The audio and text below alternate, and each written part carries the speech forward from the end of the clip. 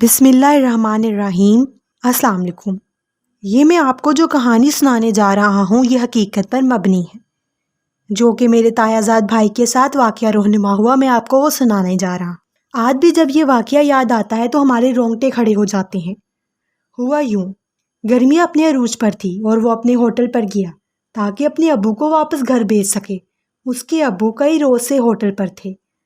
اس نے سوچا وہ جا کر کام سنبھالے اور اس کے ابو گھر آ کر آرام کر لیں۔ ہمارا کزن، جس کا نام شہریار ہے، اپنی دکان کی سیٹ پر بیٹھے ہوئے ابھی اسے کچھ ہی منٹ ہوئے ہوں گے کہ اسے ایسا محسوس ہوا جیسے اس کے ارد گرد کوئی ہے۔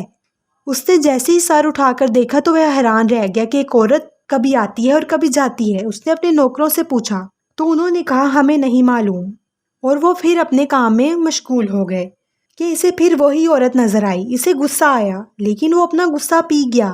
اس نے سمجھا کہ شاید کوئی عورت رات کے وقت بھوک محسوس کر کے مردوں والے ہوٹل میں آ گئی ہو، لیکن جب اس کی نظر اس کے پاؤں پر پڑی تو وہ حیران رہ گیا کہ اس کے پاؤں مڑے ہوئے تھے اور اس نے کالے رنگ کا لباس پہنا ہوا تھا۔ گھبراہٹ کی وجہ سے اس نے اپنے قریب پڑا ہوا کپ اٹھایا اور اس کے سر پر مار دیا۔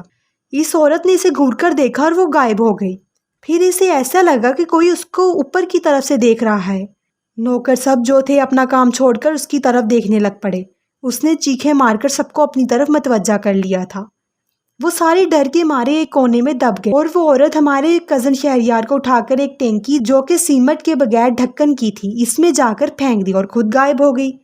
پانی میرے کزن کے کندھوں تک تھا اور اس کا صرف چہرہ نظر آ رہا تھا۔ وہ کلمہ پڑھتا ہوا پانی سے بڑی مشکل سے باہر نکل آیا اور ہوٹل کی طرف بھاگا۔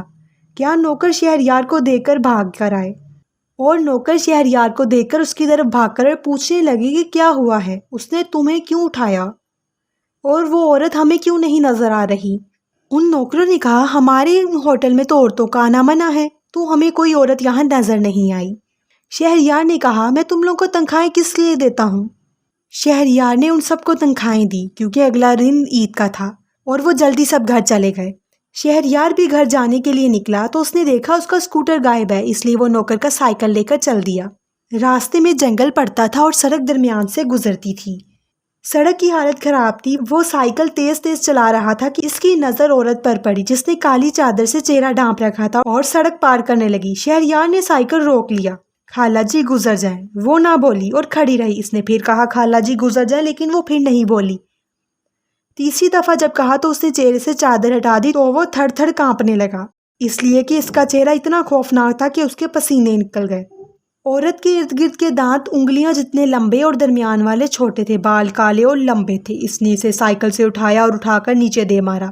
سائیکل ایک طرف گر گیا اور اس نے شہریار کو اپنے سامنے کھڑا کر کے زور زور سے تھپڑ مارنے لگی۔ ایسا لگا جیسے اس کی قوت توانائی ختم ہو رہی ہو۔ وہ کبھی اس کے منہ پر مارتی، کبھی اسے زمین پر پٹکتی اور ایسی خوفناک آوازیں نکالتی۔ پھر اس نے اسے اوپر اٹھایا اور زور سے زمین دے مارا اور ایک خوفناک آواز میں کہا تو نے مجھے کب مارا تھا، دیکھ لیا اس کا انجام؟ پھر اسے اٹھا کر سائیکل پر دے مارا اور اس نے شہریار کو اتنی زور سے زمین پر مارا کہ وہ بے ہوش ہو گیا۔ اس کے بعد وہ عورت وہاں سے چلی گئی اور جب شہریار کو ہوش آیا تو وہ اپنے گھر کے بستر پر تھا۔ اس کے والدین نے اسے بتایا کہ وہ کئی روز سے بے ہوش تھا۔ پھر اسے اس کے والدین ایک بابا جی کے پاس لے گئے۔ اس کی خوش قسمتی یہ تھی کہ وہ بچ گیا۔ اس بابا جی نے کہا وہ چڑیل اپنا بدلہ لینے آئی تھی جو اس نے شہریار سے لے لیا ہے۔